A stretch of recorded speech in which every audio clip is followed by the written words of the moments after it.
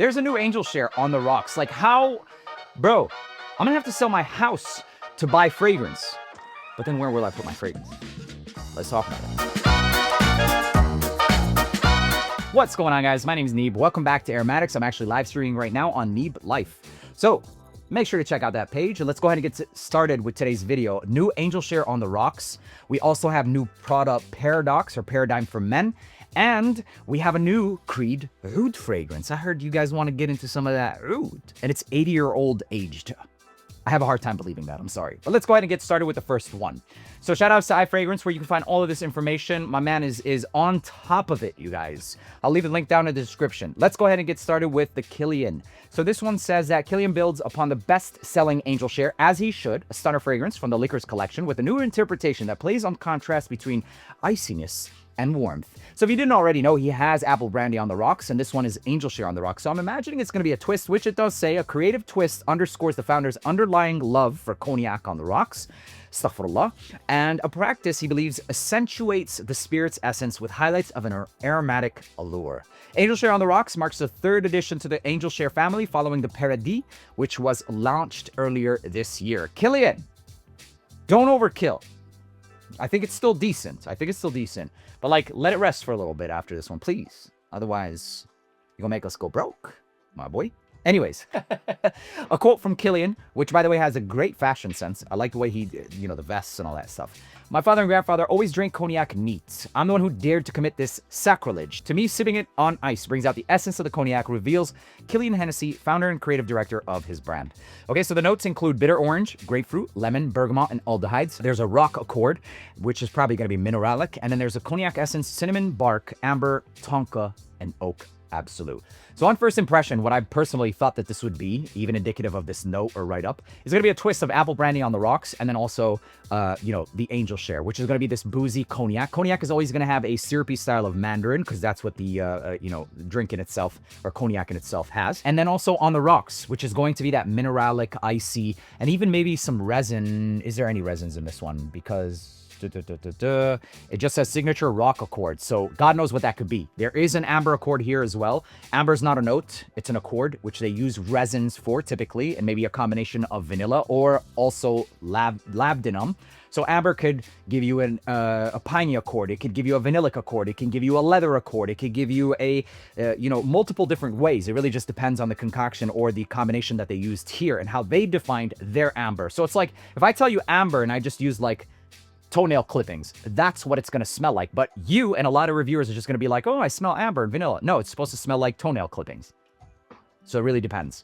So moving on, it also says that the base wraps the composition warmth, cinnamon bark, amber, tonka, and the oak absolute. An homage to the oak barrels where spirit ages. So that's pretty much it. I'm definitely going to be buying it, and it's going to be added onto the official website for Kilian. So let me check right now, because if it is Kilian Apple, I don't know. If it is, I will be buying it, okay? Immediately, and then reviewing it. So there's that fragrance. The other one that we have releasing also, unfortunately, for my wallet, is going to be the Creed fragrance, which is the Oud Zarian. And Zarian, if I'm not mistaken, is something in Persian. Let me see. Creed Oud Zarian, which basically means golden in Persian, and it says basically gold oud. So Oud Zarian has been unveiled by the House of Creed. They have shifted away from like fresh and gentleman-like stuff of the past, and they started to create a lot of really dense and rich fragrances like Delphinus, even Centaurus, and a lot of other richer scent profiles. So I see they try to get into the oud game, and I'm all for it if they can do it in the right way. Frankincense, bergamot, spicy notes at the top, including ginger. Sounds like a pretty interesting opening. Maybe something fresh and piney, and then also vibrant. Rose centifolia. Absolute. And then also Jalali 80-year-old oud. I don't know, bro. That is a lot of oud. 80 years old. So either A, it's going to be expensive as shit, or eventually they're going to say, we changed the formula, right? It might be 80-year-old oud, but guys, there's no way they have that much of a supply.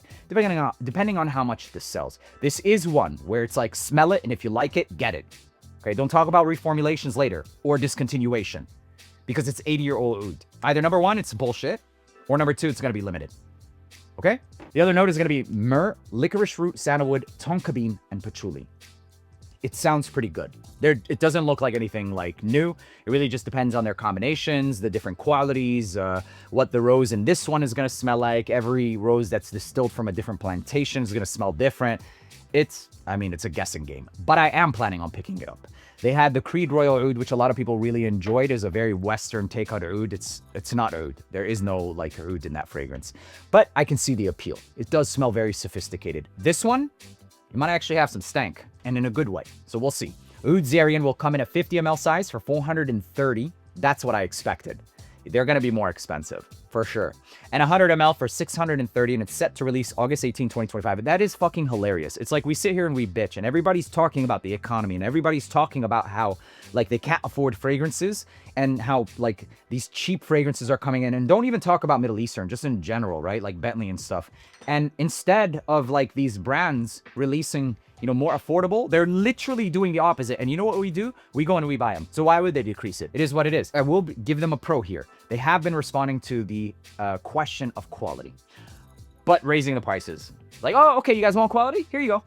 Let's give you real shit, but you're gonna have to pay more. Anyways, it is what it is. August 18th, I will be buying a bottle for $630, and I'll let you guys know whether or not it was worth it. Simple as that. If it's new, you know, high hopes. If it's new, if it's something good, cool, bro. By the way, the Boss Bottled Citrus, I tried it. I'm sorry, you guys. I'm not for it. Like, it's so forgettable. I don't even think it's worth talking about. Go and smell it. I'm sure right now it's available in a lot of stores. Prada Paradigm for men. It's about damn time. I love Prada Paradox for women. I think it's a great daily scent. It's citrus. It's floral. It's very easy. It smells like cosmetics. So this is what they're saying about Paradigm. They said that it directly correlates with the feminine version. Okay. And they're seeking to reinvent the wheel of perfumery. I highly doubt that's going to happen. But composed by 3 skilled perfumers, they're going to be inverting the perfume pyramid and building it from the base up. All right. So put less tonka, put more citrus, and put the same amount of florals, because that's the mid. It's going to stay there. Cool. Shimmering with fresh bergamot, clean musk, Peru balsam, guaiac wood, and a rosy bourbon geranium. That actually smells pretty good, or sounds pretty good, sorry. That actually sounds pretty good. I thought it was just going to give me 3 notes. It does sound pretty good as a daily scent. Something aromatic, something that seems like a classic style of scent. And you know who did this first? YSL. They did it with Libre. Libre, for women, it was turned into a more unisex masculine fragrance with Myself. Like, the backbone of Myself is Libre. So I think this is a good direction, which I think that they did a pretty good study as far as like the market and what's going on and what successful fragrances like Myself did. So I think this is a very good direction for Prada, but I would love to see them still do what they do best, which is with that Iris Bailey scent, signature scent. They kind of lost it a little bit with the Ocean, but I think you guys can revive it with this one. Definitely sounds promising. Maybe an amber version with some iris, that signature Prada L'Homme style of DNA. So the top notes of this one includes Peru balsam, benzoin resinoid, and a guaiac wood. So it just looks like they flipped the notes around, and it's probably just the amounts. They put less. Hopefully it'll still be a pretty lasting fragrance. Bourbon geranium in the mid, and then bergamot and musk. And the perfumers are Marie Salamange. Sorry, I don't want to ruin it. Bruno and Nicholas. Thank you guys for your hard work. And the refillable bottle is draped in green gradient that transcends to black and an avant-garde triangle presenting the prestigious Prada name. That's pretty much it, you guys. This looks pretty exciting. I think it's going to be something exciting. They needed a new release for a long time, man. Prada L'Homme is a great classic scent. Don't sleep on Prada Ocean Eau de Parfum. Don't sleep on that fragrance. It's really, really good, even as a daily scent. And even the Prada Le Parfum.